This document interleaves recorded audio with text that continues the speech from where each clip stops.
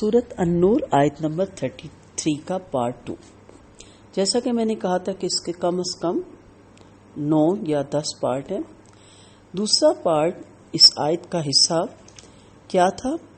حتی یغنیہم اللہ من فضلہ، یہاں تک کہ اللہ اپنے فضل سے غنی کر دے۔ اس میں پاک دامن رہنے والوں کے لیے وعدہ ہے کہ اللہ تعالیٰ انہیں غنی کرے گا اور ان کے لیے آسانیاں پیدا فرمائے گا۔ مومن کا اللہ کے وعدے پہ یقین اس کے لیے انتظار کی مشقت کو آسان بنا دیتا ہے۔ عرفی کہتے ہیں اگر رونے سے وصل کی دولت میسر ہو سکتی ہے، تمنا ہے میں 100 سال بھی رویا جا سکتا ہے، تمنا میں 100 سال بھی رویا جا سکتا ہے۔ تو انشاءاللہ اگر آج کسی وجوہات کی بنا پہ نکاح نہیں ہو پا رہا، لوگ رشتہ نہیں دیتے، غربت دیکھتے ہیں، کاروبار نہیں ہے، گھر بار نہیں ہے، خاندان نہیں ہے، یا خاندان میں بہت باقی فیملی ممبر بہت زیادہ ہیں جن کی ذمہ داری آپ پہ ہے، تو آپ ان ذمہ داریوں کو نبھائیں، ٹھیک ہے؟ اس سے پریشان نہ ہوں، اپنے آپ کو پاک دامن رکھیں، نبی صلی اللہ علیہ وسلم کا وعدہ ہے، اور انشاءاللہ اللہ تعالیٰ اسی ضبط نفس اور عفت کی برکت سے آپ کو نکاح کا بہترین موقع مہیا کر دے گا اور غنی بھی کر دے گا، یہ اللہ کی کا وعدہ ہے۔ معاشرے میں بہت لوگ ایسے ہوتے ہیں جو خود تو غنی ہوتے ہیں لیکن وہ اپنی بیٹیوں کے رشتے کے سلسلے میں ایسا جوڑ چاہتے ہیں جو شریف، نیک اور پاکیزہ سیرت انسان ہو، اور وہ اپنی بیٹی کی غربت کا خیال اس لیے نہیں کرتے کہ اس جوڑے کی غربت کا علاج ان کے پاس موجود ہوتا ہے۔ علاوہ ازیں اللہ کے فضل کی بے شمار راہیں، انسان کو بس اس کا فرما بردار بن کے رہنا چاہیے۔ اس کے بعد جو اس کا حصہ ہے، جو میں نے پچھلی کلاس میں بھی پچھلے لیکچر میں بھی ڈسکس کیا، وہ ہے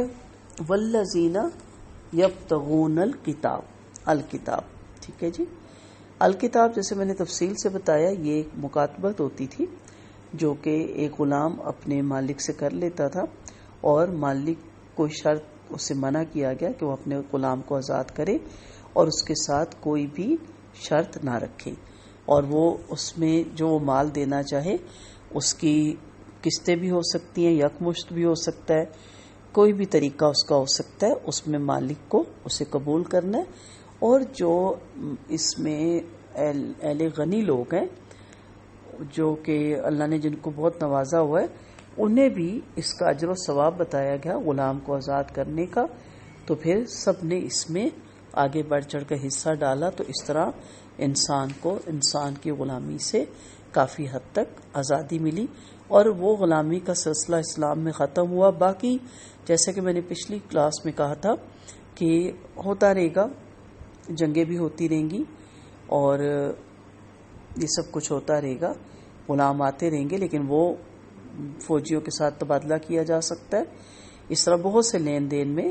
ایک دوسرے کا علاقہ چھڑوانے کے لیے بھی واپس دیے جا سکتے ہیں، لیکن اسے مکمل ختم نہیں کیا گیا۔ لیکن وہ جو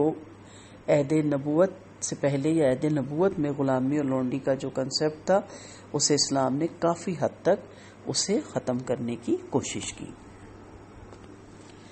عمر بن عبد الرحمن کہتی ہیں کہ بریرہ لونڈی سید عائشہ رضی اللہ عنہا کے پاس آئی، وہ اپنی کتابت کے سلسلے میں سیدہ عائشہ سے مدد چاہتی تھی۔ انہوں نے کہا اگر تو چاہے تو میں تیرے مالکوں کو رقم ادا کر دیتی ہوں، مگر ولایا تیرا ترکہ میرا ہوگا۔ اور اس کے مالکوں نے اسے کہا اگر تو چاہے کتابت کی بقایا رقم دے دے، پھر خواہ وہ تجھے آزاد کر دے، مگر اس کا ترکہ ہم ہی لیں گے۔ سیدہ عائشہ رضی اللہ عنہا کہتی ہے کہ جب آپ صلی اللہ علیہ وسلم تشریف لائے تو میں نے آپ سے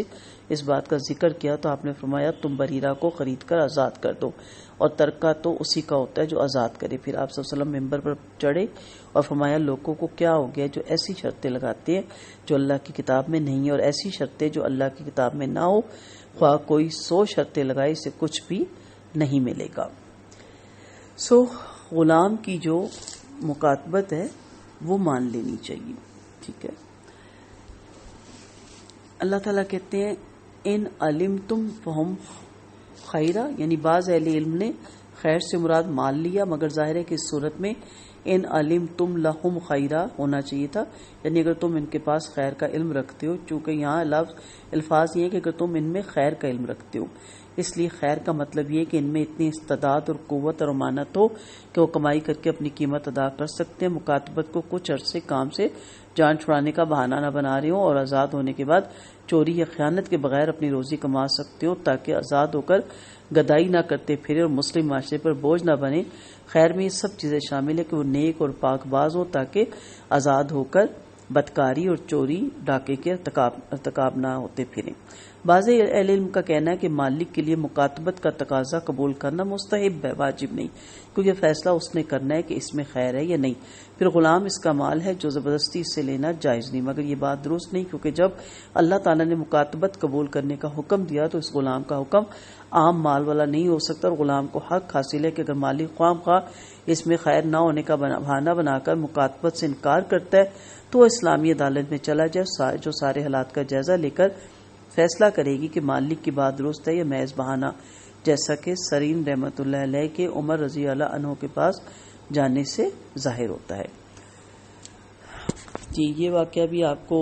کتابوں میں مل جاتا ہے۔ امام بخاری صحیح بخاری میں یہ آیت والذین یبتغون الکتاب